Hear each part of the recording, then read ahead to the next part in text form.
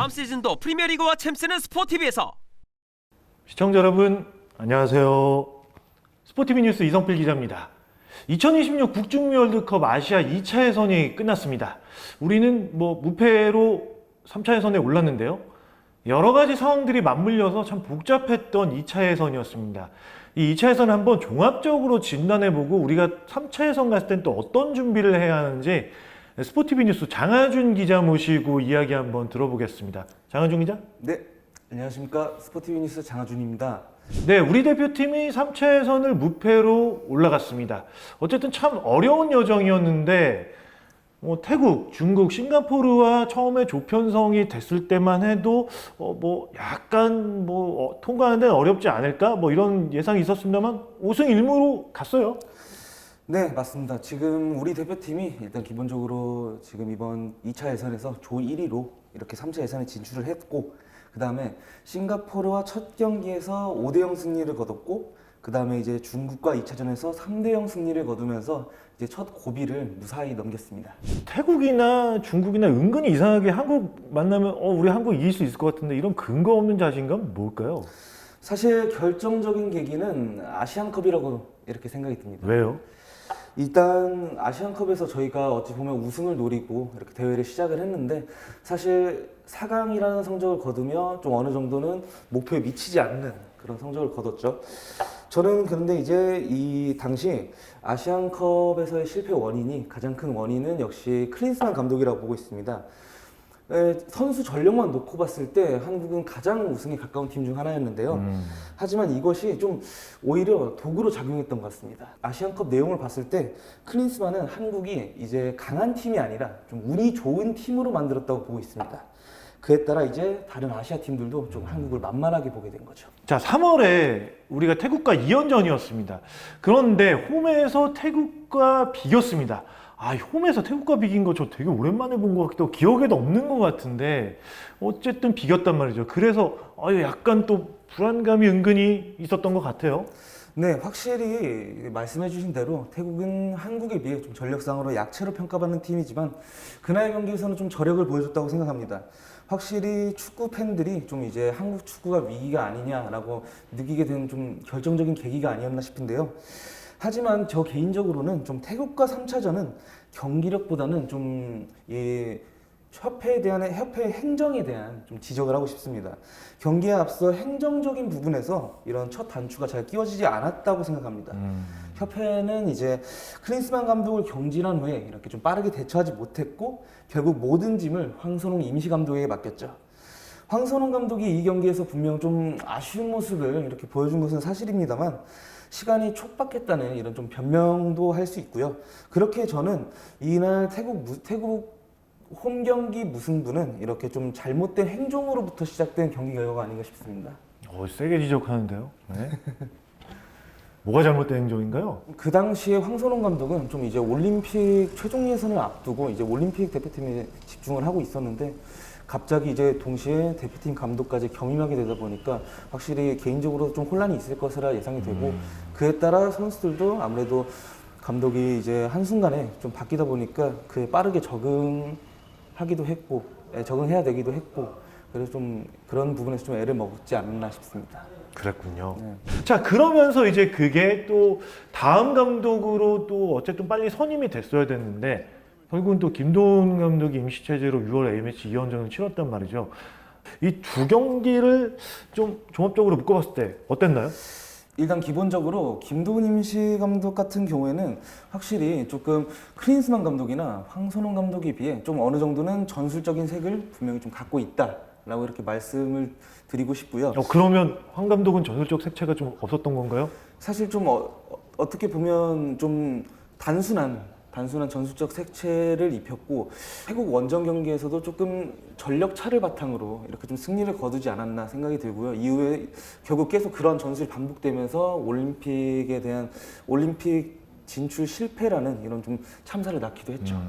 황 감독님 개인적인 의견입니다. 네, 그렇고요. 우리 대표팀 감독은 클린스만처럼 니들 해줘 맘대로 해 이런 자율형이어야 됩니까? 아니면 무리뉴 같이 하면서 이제 카리스마형 뭐 이런 다양한 유형의 지도자가 있잖아요. 어떤 지도자 유형이 돼야 되나, 와야 되나 개인적으로 좀 어떻게 보시나요? 개인적인 생각으로는 제가 이제 이번에 새로운 대표팀 감독이 온다면 좀 생각하는 부분이 좀 중요하게 생각하는 부분이 좀 두 가지인데, 일단 기본적으로 좀 전술적 능력, 뭐 이거는 두말할 필요 없이 좀 중요할 것 같고요. 두 번째는 제가 생각하기엔 바로 좀 카리스마라고 생각이 듭니다. 이 좀 대표팀의 분위기를 이렇게 휘어잡을 수 있는 그런 감독이 좀 필요하다고 보고 있는데요. 손흥민 선수와 이강인 선수의 다툼을 포함해 이렇게 대표팀 내 분위기가 좀 아시안컵을 계기로 좀 심각하게 망가졌죠. 물론 지금은 당연히 좀 분위기가 좋은 상황입니다만 또 언제 무너질지 모르는 게 바로 대표팀 팀 분위기라고 생각이 듭니다.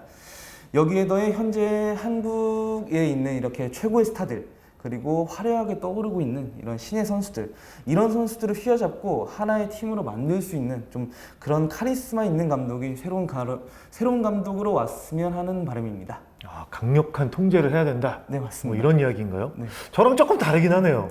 그러면 이 기자님께서는 좀 어떻게 생각하시는지? 저는 우리 선수들이 어쨌든 이제 해외 진출이 많이 돼 있잖아요. 그리고 K리그에서도 요즘에는 너무 강압적으로 선수들을 좀 압박하는 지도자들은 금방 튕겨져 나가더라고요. 물론 그렇다고 뭐 통제를 안 하면 안 되겠지만, 우리 흔히 말하는 그 지도자들의 그 뭐 게임 모델, 아니면 뭐 선수의 육성 모델, 이런 모델이 명확하게 있는 감독이라면은 통하지 않을까, 뭐 그런 생각도 들고요.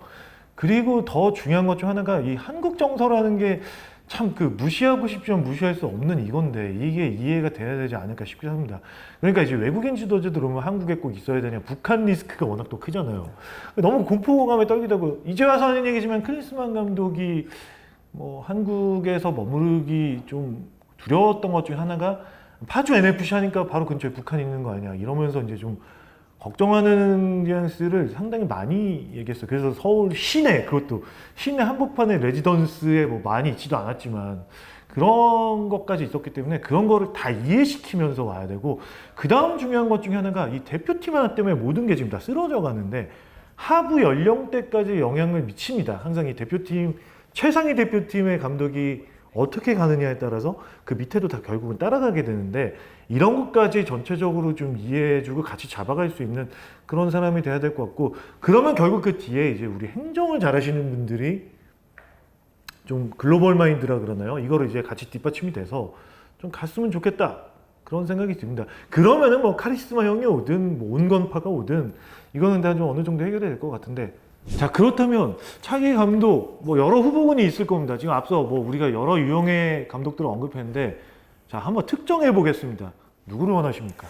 네, 일단 이게 어디까지나 이게 연봉 고려하지 않고 그냥 어디까지나 개인적인 생각을 바탕으로 좀 유형을 말씀드리는 것이기 때문에 사실 비현실적인 감독을 말씀드리려고 하는데요. 저는 개인적으로 좀 최근 리버풀을 떠난 위르겐 클롭 감독 같은 유형, 좀 이런 단순한, 앞서 말씀드린 것처럼 좀 강한 카리스마를 갖고 있으면서도 반대로 좀 이와 함께 좀 부드러운 카리스마도 같이 이렇게 갖고 있어야 조금 뭔가 선수들에게 채찍과 당근을 주는 좀 그런 유형의 감독이 좀 왔으면 하는 바람입니다. 클럽 보면은 손흥민 선수한테 골 먹힐 일은 없겠네요. 네, 그렇죠. 네. 너무 좋아할 것 같네요. 네. 클럽. 이게 상상만 해도 참 상당히 재미있는 그림이 그려질 것 같긴 하네요. 네, 맞습니다. 그러면 혹시 이 기자님께서는 조금 어떤 유형의 감독이 왔으면 하시는지 좀 예시를 한 분만 부탁드립니다. 저는 그러면 연봉 다 생각하고 우리가 그동안 협상했던 인물 중에서로 그나마 낫다라고 볼 수 있는 그 감독은 르나르 감독 정도가 되지 않나, 뭐 이런 생각이 듭니다. 제가 그 2022 카타르 월드컵 현장에서 그 사우디와 아르헨티나 경기를 제가 마침 현장에서 취재했었어요. 근데 저 감독 뭐지? 그러니까 이제 벤치를 제가 계속 좀 봤어요. 메시가 계속 묶이는데 르나르가 계속 벤치에서 서가지고 막 손하고 막 움직이고 난리를 치는데, 나중에 이제 그 벤치가 아니라 라커룸 토크가 다 공개됐었잖아요. 그 정도면 우리 대표팀이라면 더 선수들의 감동감화 시키는 데 있어서는 특화되어 있지 않을까. 뭐 전술적으로도 상당히 그 특정 선수를 잡고 이런 데 있어서 아주 좋은 역량을 발휘했고, 또 어쨌든 아시아에 대한 이해도가 있으니까 이 정도면 충분히 될 것 같은데, 르나르 감독님 파리올림픽 끝나면 무조건 그 다음 직장은 여기서 좀 해주셨으면 좋겠습니다. 기간 딱 맞아요. 그 협상에서 좀 우리 축구협회가 제시하는 가격에서 좀 몸값 낮춰주시고 오시면 우리 대표팀에 어쨌든 신경을 쓰는 그 외국인 감독들이 꽤 많습니다. 와서 뭔가 이루고 다시 유럽이나 이런 제도권으로 점프하겠다 이런 생각들이 많으니까 우리는 그만큼의 환경을 제공하고 선수들이 또 괜찮은 선수들이 있으니까 뭐 잘해서 뭐 각자가 윈윈하는 그런 상황이 됐으면 좀 좋겠네요. 뭐 그런 생각 드시나요? 아, 네. 같은 생각입니다. 그런가요? 알겠습니다. 네, 자 어쨌든 우리 대표팀 3차 예선에 진출했습니다. 3차 예선에서 북중미 월드컵 가는 길 8.5장의 출전권이 주어져 있고요. 실수만 안 하면 간다 이런 분위기가 많습니다. 그렇지만 우리가 아시안컵과 이런 것들을 거치면서 한국 좀 해볼만 한데 이런 분위기가 상대팀들에 많이 팽배해 있는데요. 이런 것들을 다 누를 그런 중심을 다시 잡을 지도자 빨리 선임하고요. 축구협회 행정도 잘 잡혀갔으면 좋겠습니다. 자, 다음 시간에 좀 더 세밀한 대표팀 진단으로 스포티비 뉴스 축구대표팀 진단 다시 돌아오겠습니다. 이상 스포티비 뉴스 이성필 장하준이었습니다. 고맙습니다.